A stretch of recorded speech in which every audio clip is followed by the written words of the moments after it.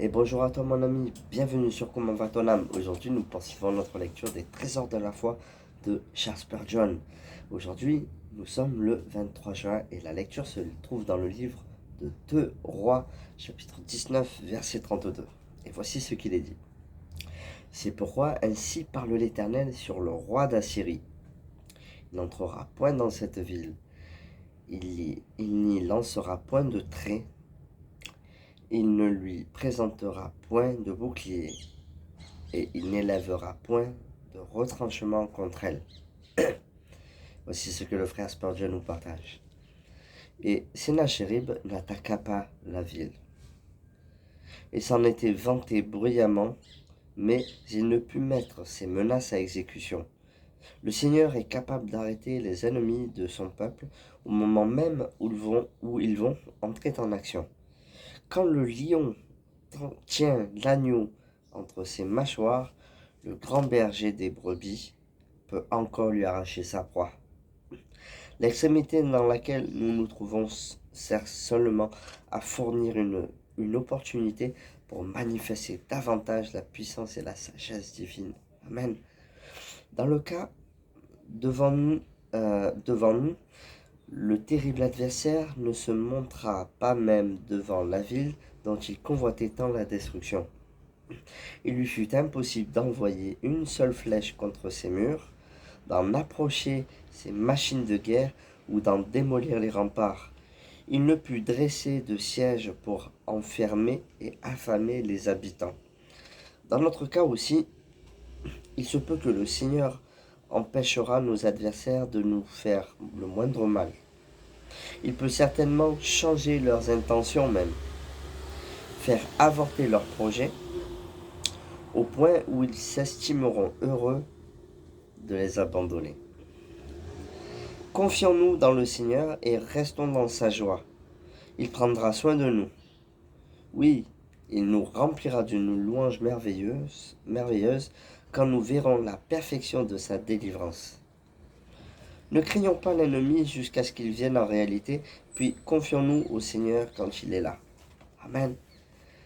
Aujourd'hui, il y a peut-être des ennemis dans ta vie.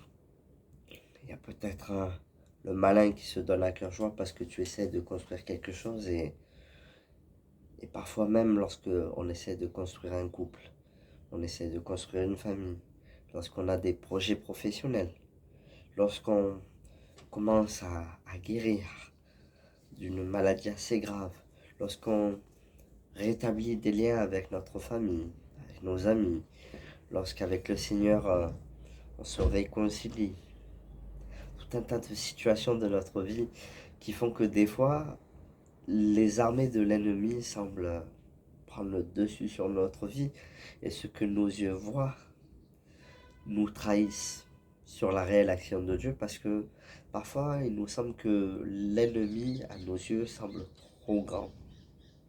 À nos oreilles, il semble qu'il fasse plus de bruit que Dieu. Mais la foi est une ferme assurance des choses qu'on espère, une démonstration de celles que nos yeux ne voient pas. Mais Dieu est là. Et Dieu intervient jamais avant ou après ce que nous désirons, ce que nous pensons être le bon moment. Mais Dieu agit toujours au moment précis où il doit agir. Donc si tu ne le vois pas agir, attends-le. Pourquoi? Parce que j'ai par expérience constaté que les timings que je m'étais fixés n'étaient jamais les bons. Et à chaque fois que Dieu agit dans ma vie, au sein de l'épreuve, je me suis rendu compte que le timing, au moment où Dieu agit, c'était vraiment le timing parfait parce qu'il n'aurait pas pu agir avant ou après, mais ça a toujours été le moment que moi je ne connaissais pas et qui était le plus à même, c'est vrai, de me relever. Et les temps de Dieu sont parfaits, donc pourquoi mon ami, pourquoi n'attendrais-tu pas simplement le moment où Dieu va agir, son moment à lui? Il est le Dieu qui a créé les cieux, la terre, il a créé la matière, le temps, l'espace. Il vit lui-même en dehors du temps. C'est lui qui a créé la notion de temps. Et ayant créé la notion de temps, étant en dehors, il connaît le temps parfait pour agir dans ta vie. Donc si tu sens que ça tarde, attends. Et le Seigneur agira, même si l'ennemi à tes yeux semble plus grand, semble être vraiment... Rappelle-toi que le brigand n'a pas été sauvé avant de monter sur la croix. Le brigand a été sauvé alors qu'il a été sur la croix, à côté de Jésus. Il n'y a pas de moment, il n'y a pas de moment où c'est trop tard, où le Seigneur agira. Parce que le Seigneur agit toujours au moment propice dans ta vie.